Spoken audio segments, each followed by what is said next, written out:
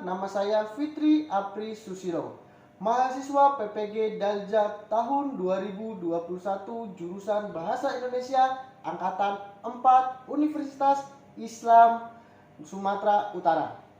Nomor peserta 2016996059999. Pada hari ini tanggal 6 Desember 2021 saya melaksanakan uji kinerja praktik pembelajaran dengan materi teks eksplanasi kelas 11 di SMK Asisi Jakarta.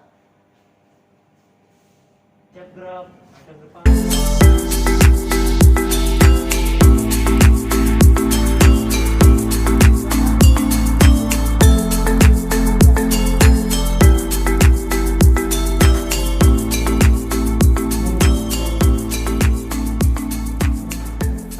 Oke, selamat siang semua. Siang, Pak. Bagaimana kabarnya hari ini? Sehat, Pak. Sehat? Sehat. Oke, kali ini kita akan bertemu secara luring. Kenapa? Selama ini kita seringkali belajar secara daring. Ya tidak? Iya. Nah, tapi sebelum kita mulai kegiatan kita pada hari ini, kita akan mulai dengan doa. Salah satu silakan pimpin doa, boleh dari tempat duduk kalian. Siapa ya? Saya ingin menunjuk Deborah. Boleh Deborah dari situ aja berdoanya. Berdiri, Pak. Berdiri. Sampai dari teman-teman kita bersyukur dalam doa. Ya Tuhan Yesus, terima kasih karena Engkau telah membawa kami ke tempat ini. Sekarang kami akan mengambil pelajaran dan doa kami agar kami dapat mengerti apa yang diajarkan oleh Apri. Terima kasih Tuhan Yesus, haleluya, amin. Oke, terima kasih. Nah, sebelum kita mulai kegiatan hari ini, saya akan mengabsen kalian dulu siapa saja yang hadir pada siang hari ini. Oke, bentar ya. Juan, hadir Juan? Oke. Erva hadir? Hadir, Pak. Oke, Musa hadir? Hadir, Pak. Daniel Marbun. Daniel hadir nggak? Enggak. Hadir ya? Oke, nggak apa-apa. Dia sering nggak hadir ya? Raymond. Oke, Renaldi. Hadir, Pak. Sherin. Hadir, Pak. Oke. Caroline, mana Caroline? Hadir, Pak. Oke, hadir semua berarti ya. Oke. Bagaimana kabar kalian hari ini? Sehat? Yakin sehat? Gak ada yang berkendala atau flu, demam, sakit dan sebagainya? Gak ada. Aman berarti ya. Oke. Pertemuan sebelumnya kita sempat membahas apa sih? Yang ketika itu kalau tidak salah Musa membuat puding kalau tidak salah. Itu kira-kira materi apa? Teks prosedur kompleks. Bagaimana tentang teks prosedur kompleks kalian? Gimana? Paham? Terus ada manfaatnya nggak? Apa manfaat yang kalian peroleh? Cara membuatnya. Cara apa? Cara membuat langkah-langkahnya. Nah itu pasti ada manfaatnya. Ya nggak? Coba saya ingin tahu manfaat dari Moza kira-kira apa? Teks prosedur, Pak. Ya. Bisa lebih tahu langkah-langkah banyak hal gitu loh, Pak. Kan sempat ngedengerin juga yang punya teman-teman. Oke. Jadi kayak jadi lebih tahu lagi. Lebih tahu lagi tentang kemarin Musa bikin apa sih? Pak. Pai. Oke, pai. Di sini kemarin saya lihat ada yang langkah-langkah atau prosedur membuat KTP kalau nggak salah Deborah kemarin ya Dep ya? Iya, Pak. Membuat KTP. Kamu udah 17 tahun Dep? Udah. Udah, oke, berarti udah bisa membuat KTP. Nah, pada pertemuan kali ini kita akan masuk ke materi baru yaitu tentang teks eksplanasi. Dari kalian ada yang tahu apa itu teks eksplanasi? Yuk, siapa yang tahu teks eksplanasi itu apa? Oke, berisi apa ya? Fenomena. Apakah benar? Ada yang mau menambahkan apa itu teks eksplanasi? Fenomena disertai sebab akibat. Fenomenanya disertai sebab akibat. Ada lagi? Ada lagi? Fenomena yang terjadi itu bisa alam, sosial, sama budaya. Oke, bisa alam, sosial, dan budaya. Nah, sekarang kali ini kita akan membahas tentang teks eksplanasi. Apa yang akan kita bahas? Yang akan kita bahas adalah mengenai suatu informasi. Kemudian apa saja yang akan kita bahas informasi di sini? Yang pertama adalah menentukan informasi berupa pengetahuan dan urutan kejadian dari teks eksplanasi. Kemudian kita harus menafsirkan informasi dari teks eksplanasi tersebut. Jadi layaknya seperti rumah, teks eksplanasi juga memiliki fondasi. Kalau kalian mau lihat rumah, pasti ada fondasinya kan? Entah itu betonnya, entah itu batu batanya, entah itu tiangnya, sehingga membentuk suatu rumah. Teks eksplanasi juga demikian. Jadi teks eksplanasi ada landasannya, ada fondasinya, yaitu apa? Informasi itu sendiri. Nanti akan kita lihat apa informasi yang ada dalam teks eksplanasi tersebut. Paham ya? Nah, sekarang kita akan melihat tentang hal-hal yang harus kita pelajari. Yang pertama, kita harus menentukan informasi. Kemudian kita menafsirkan informasi. Kemudian apa saja sih manfaat yang bisa kalian dapatkan ketika kita menafsirkan informasi? Ada yang tahu? Manfaatnya menambah wawasan. Oke, bagus, Seri, menambah wawasan. Jadi ada banyak manfaat yang bisa kita pelajari dari teks eksplanasi ini. Salah satunya bisa menambah wawasan. Kemudian bisa menambah pengetahuan kita terkait suatu informasi. Nah, kita akan lihat tujuan pembelajaran kita apa sih hari ini. Nah, ada 4 tujuan yang akan kita dapatkan. Tujuan yang pertama adalah dengan kita belajar teks eksplanasi, kalian diharapkan mampu menentukan informasi berupa pengetahuan dan urutan kejadian. Jadi kalian mampu menentukan informasi. Kemudian setelah menentukan informasi, diharapkan kalian mampu menafsirkan apa itu teks eksplanasi, tentunya yang berisi dengan informasi. Nah, setelah itu kalian akan menafsirkan, kemudian menyusun bagian-bagian pokok dari teks eksplanasi sampai akhirnya nanti kalian akan mempresentasikan hasil penyusunan. Paham? Ada kesulitan ya dari kalian di sini? Ada pertanyaan tadi tentang apa yang telah Bapak jelaskan? Belum? Oke. Kalau belum, terakhir saya pernah memberikan kepada kalian tentang contoh teks eksplanasi. Ya tidak? Ya kan? Ada 2 hal atau ada 2 bentuk teks eksplanasi di KPD kalian. Nah, nanti kita akan membahas itu. Tapi sebelum kita membahas itu, kita akan melihat dulu apa itu teks eksplanasi. Kalian coba perhatikan gambar ini. Kira-kira gambar apa ini? Ada yang tahu nggak? Gambar apa? Hah? Angin puting beliung. Yang mana angin puting beliungnya? Oke, angin puting beliung ini ya.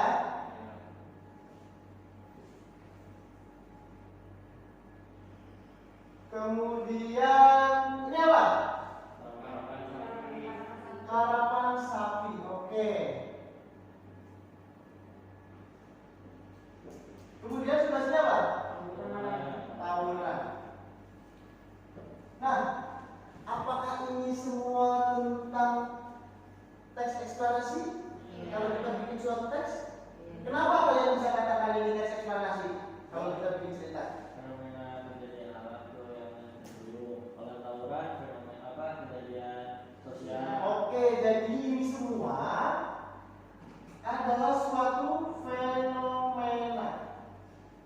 Ya, suatu fenomena. Fenomena apa? Fenomena tentang fenomena sosial, yaitu ada tawuran, kemudian fenomena alam, ada angin puting beliung, dan ada fenomena budaya yaitu karapan sapi. Oke, setelah ini saya ingin mengajak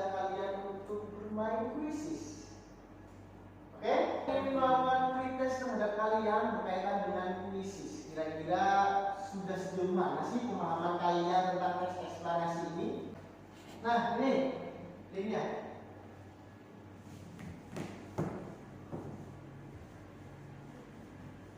Oke, silakan. Buka HP kalian. Udah bisa masuk belum? Ada 4 orang yang masuk, siapa aja ya kita lihat. Udah ada Sheryl, Deborah, Renadi, Giovanni, Ausre, Juba. Oke, kita mulai. Silakan mengerjakan.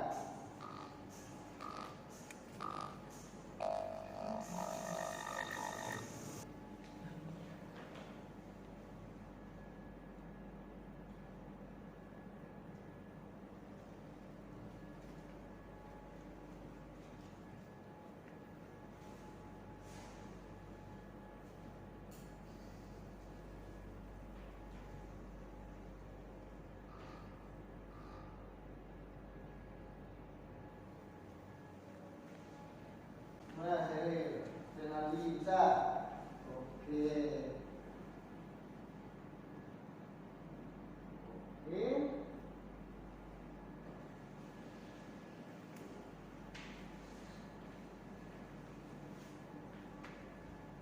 Masih kejar-kejaran nih ya Juan sama Deborah. Kita lihat siapa yang menang nih, atau yang banyak jawaban benarnya.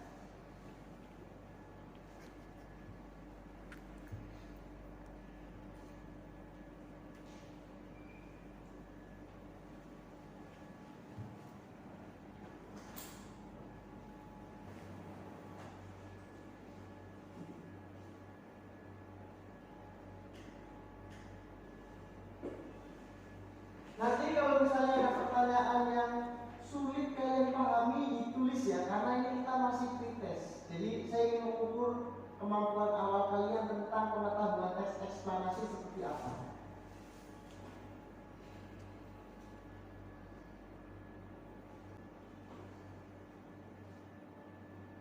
Oke, saudara-saudara udah ada yang selesai ya? Deborah udah selesai, oke. Baik, udah selesai semua sepertinya. Kita lihat siapa pemenangnya. Oke, ada Deborah, kemudian Juan dan Sheryl. Nah, ini tentang teks eksplanasi. Bagaimana menurut kalian? Apakah sulit soalnya? Lumayan. Oke, tapi saya melihat nilai dari kalian itu sangat baik untuk permulaan atau awal. Nah, sekarang kita kembali lagi ke PowerPoint ini. Tadi kita telah melihat tentang fenomena ini. Tadi kita sudah sempat singgung ada 3 fenomena di sini, yaitu ada fenomena budaya, fenomena alam, dan fenomena sosial. Jadi ada 3 fenomena di sini. Dan tadi apa yang telah kalian kerjakan di pretest adalah gambaran apa yang akan kita pelajari pada materi kita kali ini. Jadi kalian nanti sudah ada gambaran kira-kira apa yang akan kita bahas. Nah, kita lanjut. Sekarang kita yang pertama adalah pengertian teks eksplanasi. Jadi apa itu pengertian teks eksplanasi? Kita lihat. Teks eksplanasi itu sendiri adalah teks yang berisi tentang penjelasan suatu fenomena. Penjelasan suatu fenomena. Jadi ada fenomenanya di sini. Kemudian fenomena yang seperti apa? Yang pertama adalah fenomena alam, sosial, budaya, dan apa satu lagi? Sains. Nah, sains ini terkadang ada, ya. Jadi ada fenomena-fenomena. Tapi yang sering muncul adalah 3 fenomena. Apa? Yang pertama sosial, budaya, dan alam. Oke. Nah, ini tentang teks eksplanasi. Kemudian teks eksplanasi itu sendiri memberikan pengetahuan kepada pembaca mengenai latar belakangnya. Jadi di sini kalian bisa mengetahui tentang fenomena, kemudian dengan memberikan pengetahuan. Kemudian yang melatar belakangi proses terjadinya sesuatu itu harus secara jelas dan logis. Atau bisa kita katakan sesuatu yang terjadi itu harus berdasarkan fakta. Misalnya gini, semalam ada fenomena banjir. Fenomena banjir berarti maksudnya fenomena apa? Alam, fenomena alam. Jadi banjir itu termasuk fenomena alam. Nah, kalian tidak boleh mengatakan banjir itu apabila tidak benar-benar terjadi. Karena apa? Teks eksplanasi harus berkaitan dengan terjadinya sesuatu secara real atau fakta. Maka dari itu terkadang teks eksplanasi membutuhkan fakta dan data. Dan teks eksplanasi ini biasanya berkaitan dengan sebab akibat. Paham ya? Oke. Nah, kemarin saya sudah membagikan LKPD kepada kalian. Saya minta tolong salah satu dari kalian, Sheryl ya, membacakan teksnya. Saya akan tampilkan di sini. Silakan Sheryl boleh maju. Bacakan Sheryl. Angin puting beliung. Tahukah Anda apa itu angin puting beliung? Angin puting beliung disebut juga angin puyuh, angin berorok atau mesus. Angin puting beliung adalah angin yang berputar kencang dengan kecepatan lebih dari 60 km per jam dan bergerak secara garis lurus dengan lama kejadian maksimum 5 menit. Di Amerika, angin yang disebut tornado ini mempunyai kecepatan sampai 320 km per jam dan berdiameter 500 meter. Puting beliung merupakan dampak ikutan awan nimbus atau CB yang biasa tumbuh selama periode musim hujan. Namun tidak semua pertumbuhan awan CB menimbulkan angin puting beliung. Kehadirannya yang belum dapat diprediksi karena terjadi secara tiba-tiba pada area skala yang sangat lokal. Pusaran angin puting beliung mirip belalai gajah. Jika kejadiannya berlangsung lama, lintasannya membentuk jalur kerusakan. Angin ini lebih sering terjadi pada siang hari dan lebih banyak daerah dataran rendah. Angin ini biasanya terjadi pada musim pancaroba akibat terjadi pertemuan udara panas dan dingin. Pada siang hari, suhu udara panas, pengap, dan awan hitam mengumpulkan akibat radiasi matahari di siang hari. Lalu tumbuh menjadi awan secara vertikal. Selanjutnya di dalam awan tersebut terjadi pergolakan arus udara naik dan turun dengan kecepatan yang cukup tinggi. Arus udara yang turun dengan kecepatan yang tinggi tersebut turun mengembus ke permukaan bumi secara tiba-tiba dan berjalan secara acak. Angin ini dapat menghancurkan apa saja yang diterjangnya karena dengan pusaran benda yang terlewati, terangkat dan terlempar. Angin puting beliung tidak dapat dicegah. Namun dengan mengetahui karakteristiknya, kita dapat mengantisipasi dengan cara mengetahui bulan-bulan pancaroba untuk meningkatkan kewaspadaan. Oke, silakan Sheryl. Terima kasih. Jadi ini angin puting beliung yang telah saya bagikan di LKPD kalian semalam di WA Group ya. Nah, ini adalah angin puting beliung. Kalau menurut kalian, angin puting beliung ini termasuk fenomena alam, sosial atau budaya? Nah, oke. Sekarang kita balik lagi ke sini. Jadi dalam suatu teks eksplanasi itu ada fenomena alam, kita lihat, sosial dan budaya. Kemudian fenomena-fenomena ini seringkali berkaitan, maksudnya berkaitan seperti ini, misalnya peristiwa-peristiwa alam, kaitannya ada hujan, gempa bumi, kemudian peristiwa seperti gunung meletus, ini adalah peristiwa alam. Kemudian peristiwa budaya itu bisa saja tadi seperti karapan sapi, itu masuk ke fenomena budaya. Kemudian ada juga fenomena sosial. Fenomena sosial apa? Tawuran. Nah, ini adalah fenomena sosial. Sekarang kita akan mengetahui tentang karakteristik. Nah, nih, karakteristik teks eksplanasi atau ciri-ciri teks eksplanasi.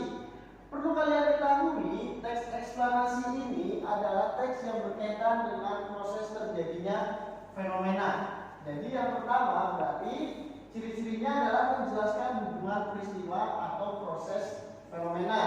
Kemudian teks eksplanasi ini juga memiliki kalimat-kalimat yang berisi dengan kalimat fakta. Seperti yang tadi saya jelaskan, kalau teks eksplanasi ini harus berdasarkan data dan fakta. Kemudian kalimat fakta ini dirangkai dengan menggunakan pola kronologis atau urutan waktu dan kausalitas atau sebab akibat. Kemudian sifat informatif, maksudnya sifat informatif di sini adalah teks eksplanasi ini hanya memberikan informasi tanpa mempengaruhi. Jadi biarkan orang percaya atau tidak, yang penting kita sudah memberikan informasi. Jadi berbeda ya dengan teks yang mengajak, yaitu teks persuasif, misalnya iklan. Iklan yang seringkali mengajak agar konsumen membeli produk yang diiklankan. Nah, kalau teks eksplanasi tidak seperti itu. Jadi kepercayaan itu akan dikembalikan lagi kepada pembaca, jadi percaya atau tidak. Jadi kita tidak berusaha untuk mempengaruhi. Sampai di sini ada pertanyaan, teman-teman? Tidak ada. Kalau tidak ada, saya akan membagi kelompok ya. Kita lihat kelompoknya di sini. Saya akan membaginya menggunakan ini. Kalau Mosa, maju ke depan Mosa. Saya butuh bantuan kamu untuk menulis kelompoknya. Ini ada 2 dan ada 3 ya kelompoknya. 2 kelompok saja lah. Bisa. Oke. 3 kelompok cukup ya? 3 kelompok. Oke, Zah. Kita mulai dari yang pertama, kelompok 1 Zah. Siapa kira-kira?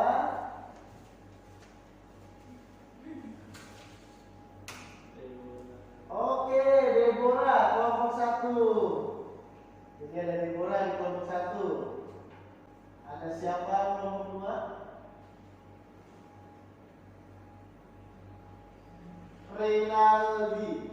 Oke, ada Renaldi. Sepertinya saya membutuhkan bantuan Eva untuk memutar ini. Biasanya dikira tidak dikasih. Silakan Pak. Cek ini Pak. Ya, separuh dari saya, separuh dari kalian ya. Coba. Silakan Pak, langsung aja Pak.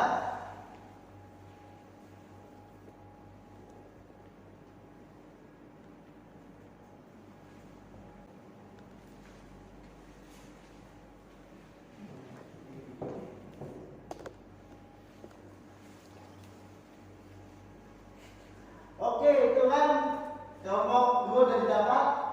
Sekarang berarti sisanya ada berapa orang? 3. Sisanya ikut kelompok 3. Tadi ya berarti ya. Bukan saya yang bikin ya. Ada Eva, berarti saya tidak dikasih nih. Nanti tukang-tukang kok saya lagi liburan, Raymond. Kan kita nggak tahu. Berarti tadi. Oke Eva, terima kasih Eva. Musa, terima kasih Musa. Silakan kembali ke tempat duduk masing-masing. Nah, sekarang kalian sudah mendapatkan kelompok-kelompoknya ini. Silakan bergabung dengan kelompok kalian masing-masing. Ingat, tetap jaga jarak. Walaupun Juan dekat sama Deborah, tapi tetap jaga jarak ya. Jaga jarak. Ya, social distancing. Oke, silakan.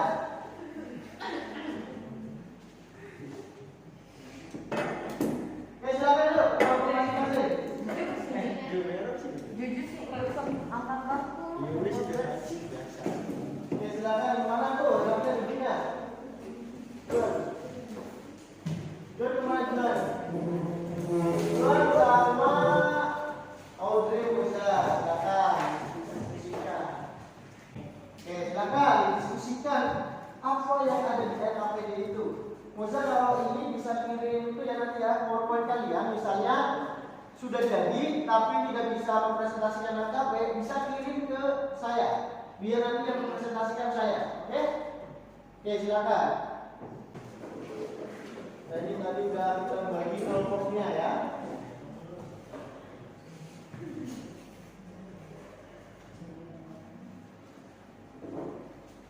Kalau ada kesulitan silakan kalian langsung katakan ke saya, bertanya.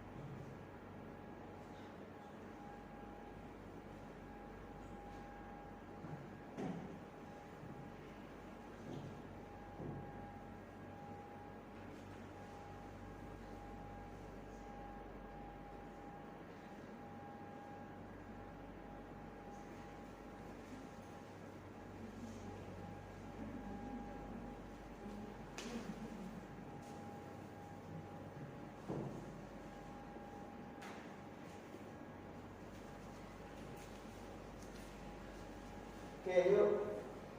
Saya lihat progresnya sudah bagus tadi.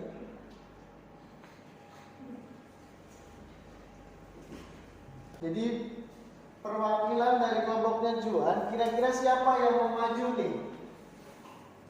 Siapa? Juru bicaranya siapa? Moza, juru bicara Moza. Kemudian Audrey, operator ini ya. Silakan operatorin. Ayo. Sekarang Pak. Boleh sekarang.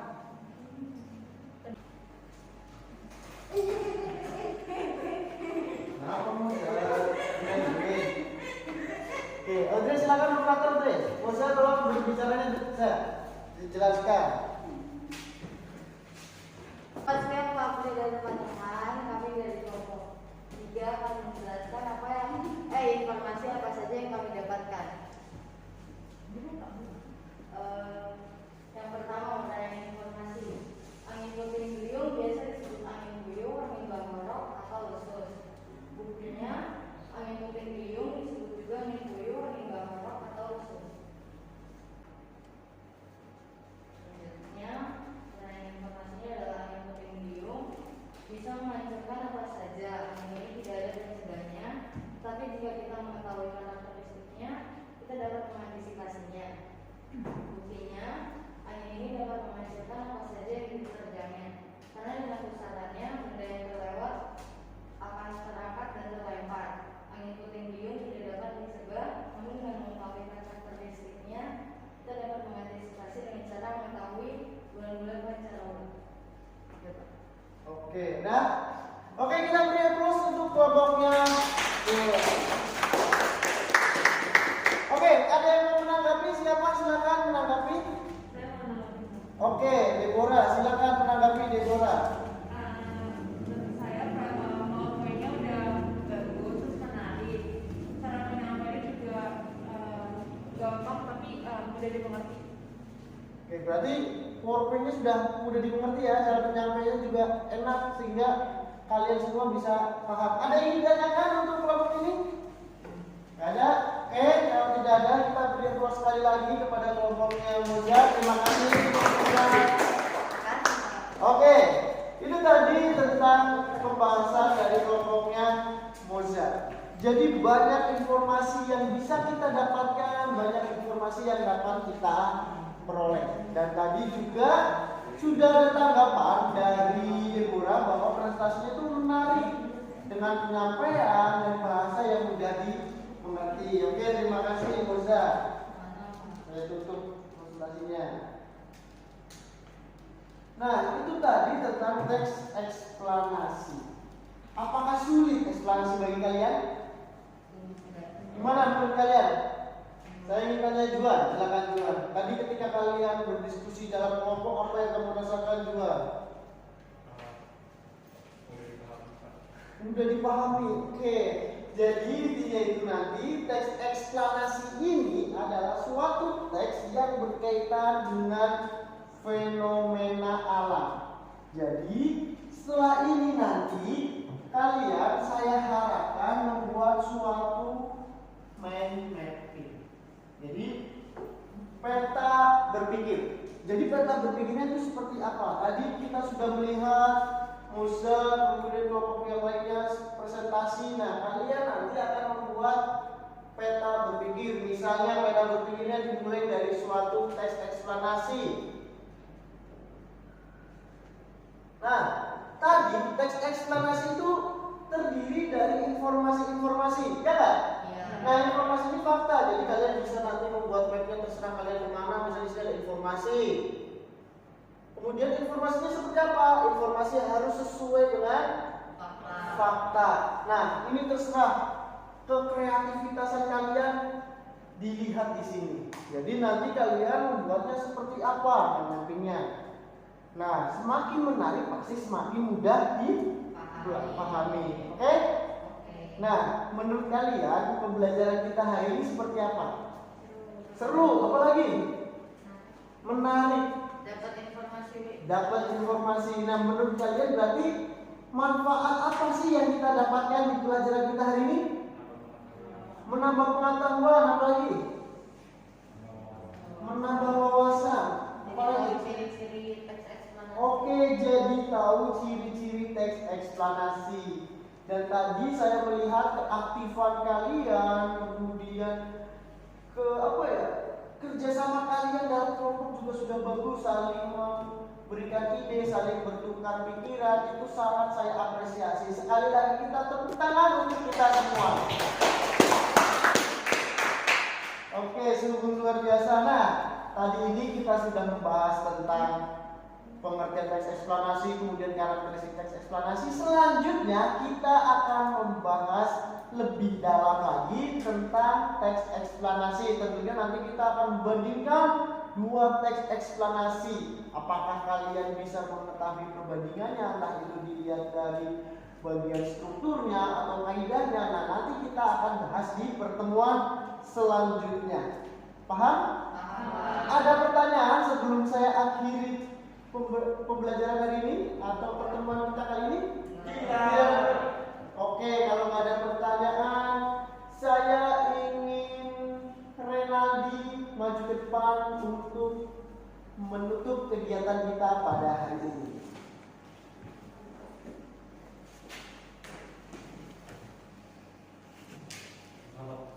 Ya, silakan Renaldi. Pak Priyono, mari kita berdoa. Tuhan, sekarang kami sudah selesai belajar bahasa Indonesia. Berkatilah kami agar kami dapat mengetahui apa yang barusan kami pelajari. Terima kasih Tuhan. Oke, terima kasih Renaldi. Jadi sampai di sini pertemuan kita. Tetap jaga kesehatan di era pandemi ini dan jangan putus semangat. Jadi harus tetap semangat kalian ya. Harus tetap belajar. Oke? Terima kasih dan salam sehat untuk kita semua.